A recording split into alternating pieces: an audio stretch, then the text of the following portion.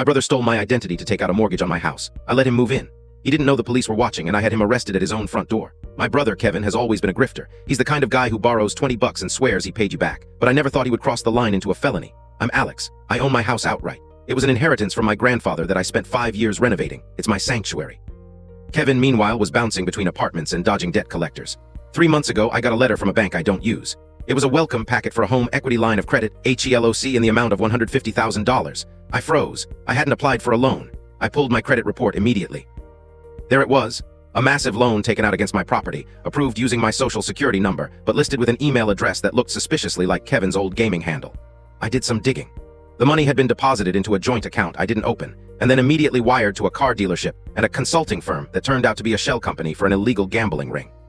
Kevin had stolen my identity, leveraged my home, and spent the equity on an $80,000 truck and bad bets. I went to the police station that afternoon. The fraud detective told me, "We have enough for a warrant, but we need the physical evidence, the laptop, the original forged documents. If we tip him off, he'll destroy it all." So I set the trap. I needed to get Kevin away from his stash so the police could work. Kevin played himself due to his greed. Kevin called me a week later, playing the victim. "My landlord is kicking me out," he lied just to collect more financial information. "I just need a place to crash for a few days."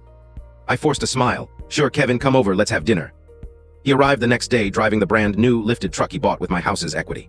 He walked in like he owned the place, because in his mind he partially did. He was arrogant. He told our parents over the phone, "I'm helping Alex out. I'm basically a co-owner now." I let him play house for 3 days. I kept him busy. We watched movies, we grilled steaks. I made sure he never went back to his old apartment. I wanted him to feel safe. I wanted him distracted. On Tuesday morning, Kevin was sitting on my front porch, drinking my coffee, polishing his truck. He looked at me and said, "You know, Alex, you should really thank me. Having a nice truck in the driveway raises the property value."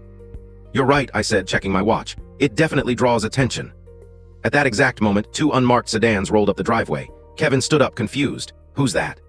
"That's the cleanup crew," I said. 3 detectives stepped out. They didn't ask questions. They walked right up the steps. "Kevin Miller," the lead detective asked. "Yeah," Kevin stammered. "You are under arrest for wire fraud, identity theft, and grand larceny."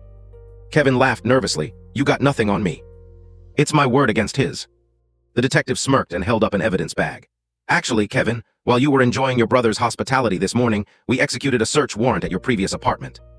Kevin's face went white. "We found the laptop used to apply for the loan," the detective continued. "We found the fake notary stamp, and we found the printer used to forge the deed documents. It was all sitting right on your desk."